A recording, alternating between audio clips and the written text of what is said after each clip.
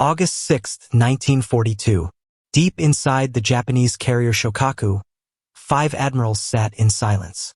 No bombs, no gunfire, just a single truth none of them wanted to say, that Japan's empire was already dying. They had conquered half the Pacific. But in this quiet room, surrounded by maps and casualty reports, they finally realized Pearl Harbor hadn't saved Japan. It had doomed it. 5 Japanese admirals sat around a long wooden table.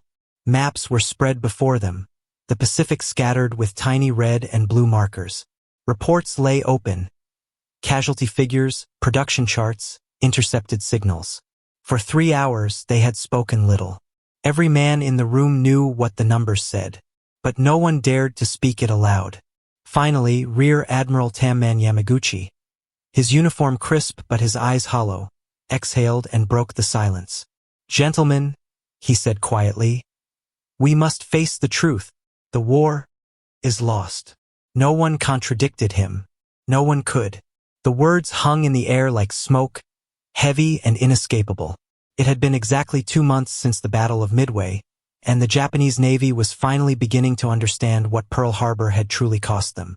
8 months earlier, on December 7, 1941, the Empire of Japan had unleashed one of the most daring military strikes in modern history. At dawn, 6 Japanese carriers approached the Hawaiian Islands, their decks lined with sleek Zero fighters and bombers.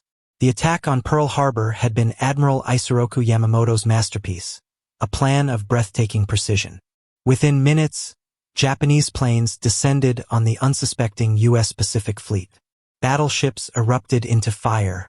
Explosions tore through the harbor.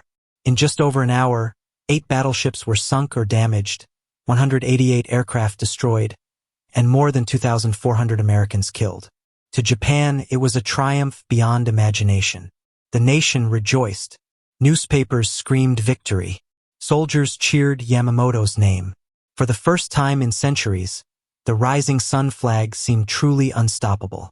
But beneath the celebration, Yamamoto himself sat in silence. He knew what the others did not, that this victory, as glorious as it appeared, might have sealed Japan's fate. From the beginning, the Pearl Harbor attack had critical flaws. The American aircraft carriers, Enterprise, Lexington, and Saratoga, weren't in port. They were at sea, untouched. The massive fuel storage tanks, repair yards, and submarine bases were also left intact. Without them, Pearl Harbor might have been crippled for a year. With them, America could rebuild almost immediately.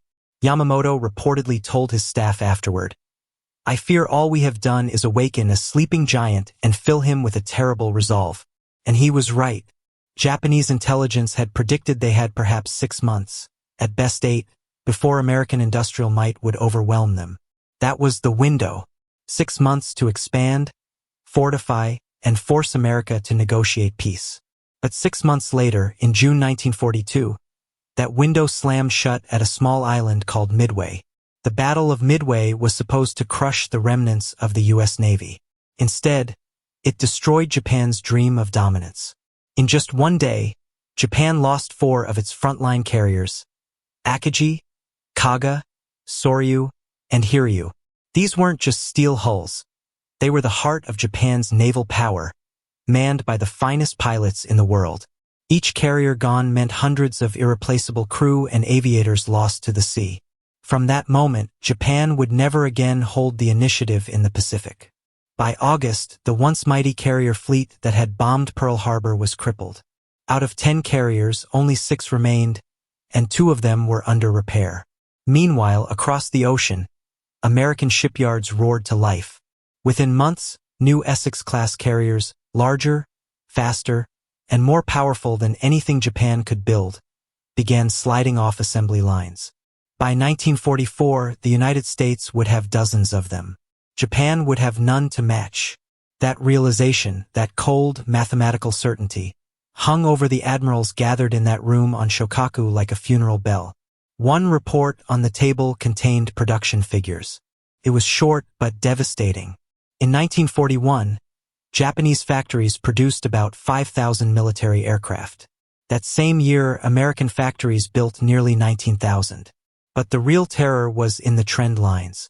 By 1943, the United States would be building 85,000 planes a year, while Japan, stretched thin and short on resources, might manage 16,000. 6-1. And those numbers weren't just abstract figures. They meant that every Japanese Zero shot down over the Pacific would be replaced slowly, painfully, while America replaced its losses before the wreckage had even cooled. Captain Mitsuo Fukuda, the man who had led the first wave at Pearl Harbor, was present at the August meeting. He had been wounded at Midway, but now, sitting across the table, he presented another brutal fact. Japan's trained carrier pilots were vanishing. At the start of the war, Japan had around 3,500 elite carrier aviators. By mid-1942, 40% of them were gone, killed in combat or lost at sea. Those who survived were exhausted, flying endless missions with little rest or replacements. And the new recruits?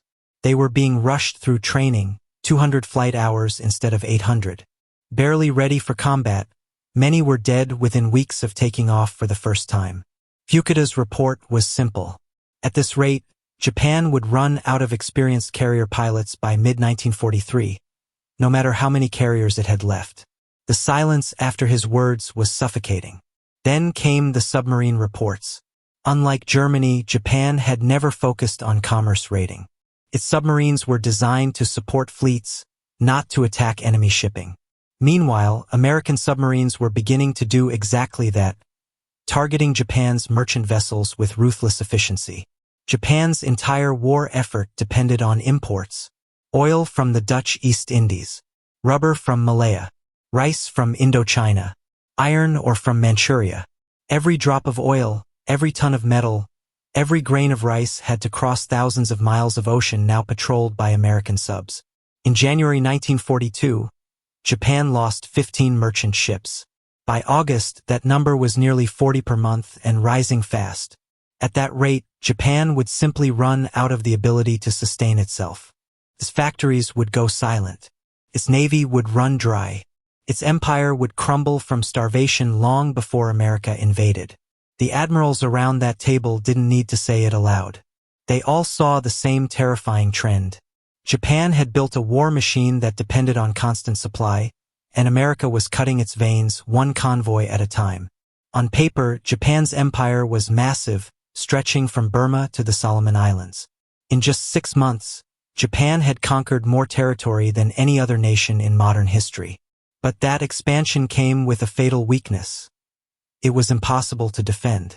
Thousands of miles of ocean, dozens of garrisons scattered across tiny islands, each one isolated and vulnerable. Every soldier stationed there needed food, fuel, ammunition, all of it shipped by sea through enemy waters. The Americans, on the other hand, didn't have to defend anything. They could choose where to strike, when to strike, and how hard. Japan had to defend everywhere. The admirals knew it. This wasn't a fair fight anymore. It was a slow, inevitable grind. A war of attrition that Japan could never win. One officer finally broke the silence and asked, almost in a whisper, "Could we sue for peace? Offer to return the Philippines or Singapore? Perhaps the Americans would accept." The room erupted in bitter laughter. Not because the idea was foolish, but because it was impossible. They had all read the intelligence summaries. American public opinion was beyond fury. Pearl Harbor hadn't weakened America. It had united it. Factories were running 24 hours a day. Women were working in munitions plants. Men were enlisting faster than uniforms could be made. War bonds were selling out. The United States was now a nation obsessed, not with survival but with vengeance. There would be no peace, no negotiation, only unconditional surrender. And so the admirals turned inward. What had gone wrong? The attack on Pearl Harbor had achieved everything it set out to do. Tactically, it was flawless. So why had it doomed Japan instead of saving it? Admiral Chuchi Nagumo, the man who had commanded the Pearl Harbor strike force, spoke up. The plan, he said, was meant to destroy America's battleships, buying Japan 6 months to consolidate its conquests. The hope was that, after a string of defeats, America would lose the will to fight. It was a tragic misunderstanding. First, the era of battleships was already over. Carriers were now the true capital ships of the sea, and Japan had missed America's most valuable ones. Second, the attack had united, not demoralized, the U.S. Third, it had given America the moral high ground, rallying the world behind it. And fourth, the diplomatic blunder of failing to declare war before the attack made Pearl Harbor look like treachery.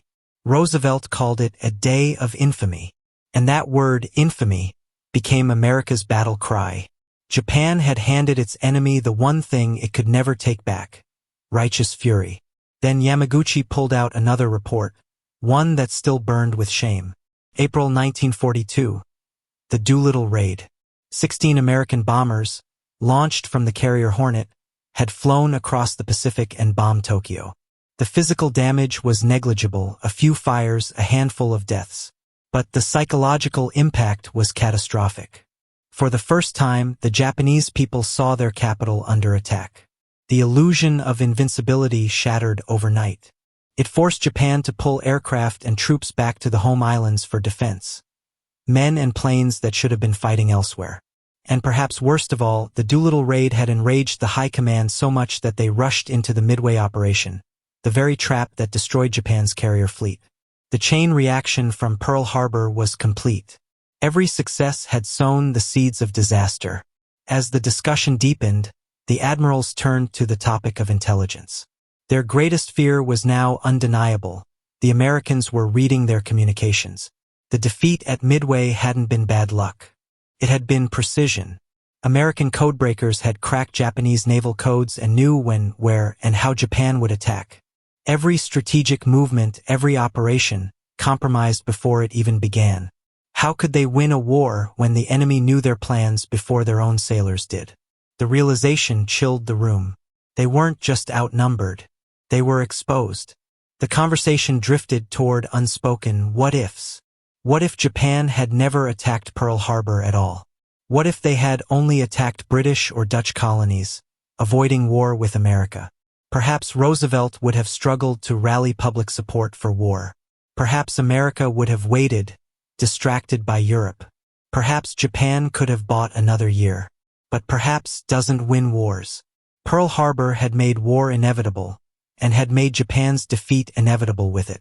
Another admiral wondered, what if we had launched a third wave at Pearl Harbor? Destroyed the oil tanks, the repair yards, the submarine base. Maybe it would have delayed the Americans by a few months. But in the end, it wouldn't have mattered. As Yamaguchi said quietly, you can delay a storm, but you can't stop it from coming. The cold truth was simple.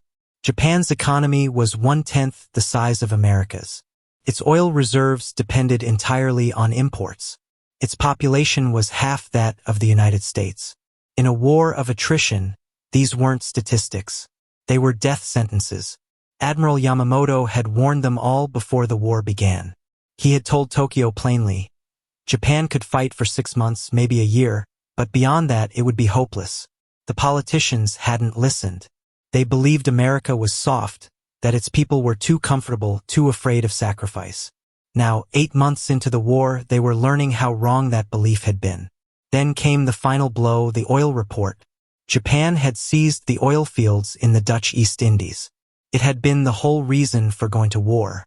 But now, the very oil that was supposed to save them was becoming their curse. American submarines were sinking tankers faster than Japan could replace them.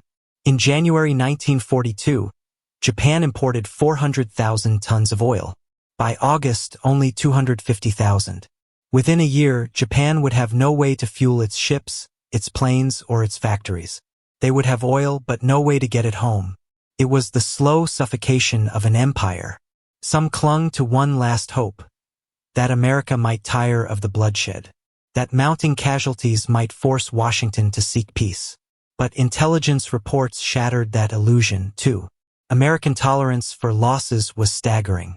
Every casualty, every sunken ship, every burned island only hardened their resolve. Pearl Harbor had made the war personal. The U.S. wasn't calculating costs anymore. It was seeking revenge. Japan, meanwhile, was running out of everything: pilots, ships, fuel, and time. The Americans were treating the war like an engineering problem. Overwhelm the enemy with production, precision, and patience. And it was working. Then came Guadalcanal. In early August 1942, U.S. Marines landed on the island. Japan's first major ground defeat was about to begin. The admirals understood what it meant. This wasn't a raid. It was the start of a new kind of war, methodical, industrial, unstoppable. America would move island by island, building airfields, controlling the skies, and advancing relentlessly across the Pacific. Japan couldn't match it. The war had become a slow-motion collapse, and they were trapped inside it. The final document they reviewed came from the Finance Ministry. It projected Japan's economic endurance under various conditions. Even under the most optimistic assumptions, Japan's war economy would collapse by 1944. They were only 8 months in, and the end was already written. Yamaguchi looked around the table at the men who had once commanded the most feared navy on earth. They didn't need to vote. They didn't need to argue. They all knew. Pearl Harbor, their proudest victory, had been the moment Japan lost the war. When the meeting finally ended, no one spoke. The officers stood, straightened their uniforms, and walked out one by one, returning to duties they knew were hopeless.